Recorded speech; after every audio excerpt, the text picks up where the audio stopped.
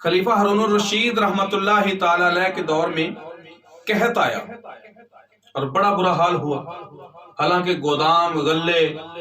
کھول دیے گئے، بیت المال کھول دیا گیا، لوگوں کو کھلانے پلانے کے لیے احتیاطی تدابیر شروع،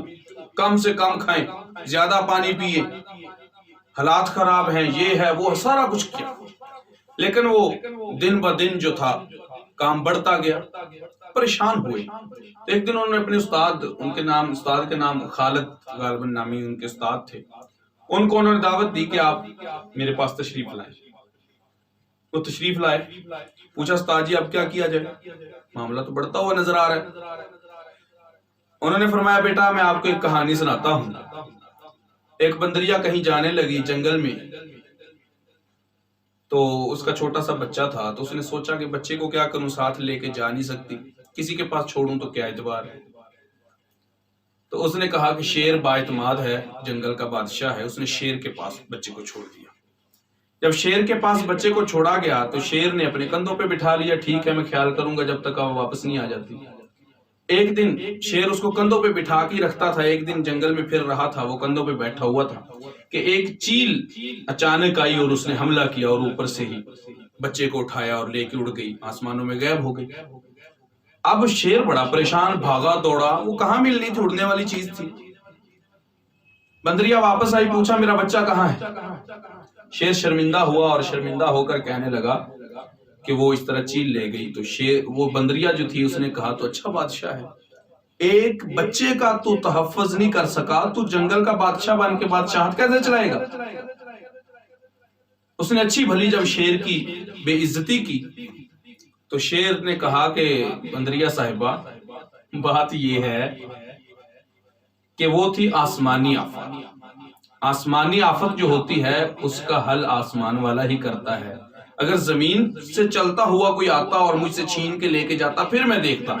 معاملہ یہ اوپر سے آئی اوپر چلی گئی، میرے پاس اس کا کوئی حل نہیں تھا،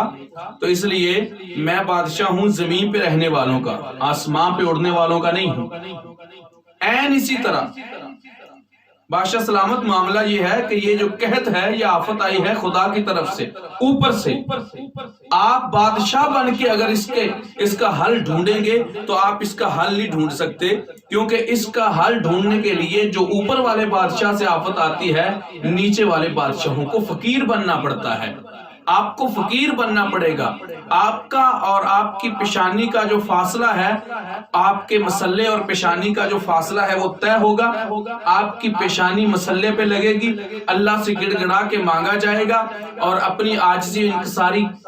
جو اس کا اظہار کیا جائے گا، اور اس طریقے سے فقیر بن کے عاجز بن کے اللہ سے ہی مانگیں گے تو اوپر سے آنے والی آفت اوپر والا ہی ختم کر دیتا ہے۔ تو یہاں میں اس لیے یہ بات کر رہا ہوں کہ کرونا وائرس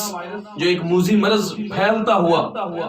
بڑھتا ہوا جا رہا ہے اور ہر کوئی پریشان ہے، اور اس کا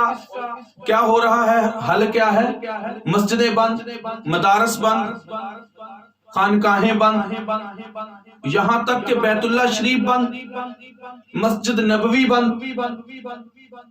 بھائی جو اوپر والے کی طرف سے آفت اور مصیبت آتی ہے تو اوپر والے ہی کے گھروں کو بند کر کے اس کو ختم کیسے کریں گے؟ یہ تو گڑ گڑانے اور رونے دھونے اور اللہ کے سامنے عاجزی سے اللہ سے مانگنے کا وقت ہے، اس کے گھر میں حاضری دے کر اس کے در پہ سر رکھنے کا وقت ہے، اور آپ کہتے ہیں مساجد بند کریں، جمعہ بند کریں، مدارس بند کر دیں، جو دن رات قرآن پاک کی تلاوت میں مصروف وہ بند کر دیے جائیں۔ آسمان کی طرف سے آنے والی ہر آفت اس کا حل آسمان والے کے پاس ہوتا ہے۔ اور مجھے یہاں پہ حضرت علی رضی اللہ تعالیٰ عنہ کا وہ قول یاد آتا ہے، فرمایا کرتے تھے کہ پریشانی کا آ جانا پریشانی نہیں ہے، پریشانی کے آ جانے کے بعد اللہ کی طرف رجوع نہ کرنا بڑی پریشانی ہے۔ اور عین یہی ہو رہا ہے کہ ایک تو پریشانی ہے اوپر سے مساجد بند، ایک تو پریشانی ہے اوپر سے مدارس بند، ایک تو پریشانی ہے اوپر سے بیت اللہ شریف جو دنیا اسلام کا مرکز قلعہ، اور دنیا اسلام جہاں سے شفا پاتی ہے، روحانی بھی جسمانی بھی، یہاں پہ زمزم ہے، اور وہ روضۃ الرسول صلی اللہ علیہ علیہ وسلم یہاں پہ کائنات کے تمام مسلمان اپنی آنکھیں ٹھنڈی کرتے ہیں جن کا نام لے کر، جن کے روزے کی زیارت کر کے اس کو بند کر دیا گیا۔ اور بھائی اللہ کی طرف سے آنے والی مصیبت کا حل بھی اللہ ہی کے پاس ہوتا ہے، اور اس کا حل ڈھونڈنے کے لیے اللہ ہی کے گھروں میں جایا جاتا ہے۔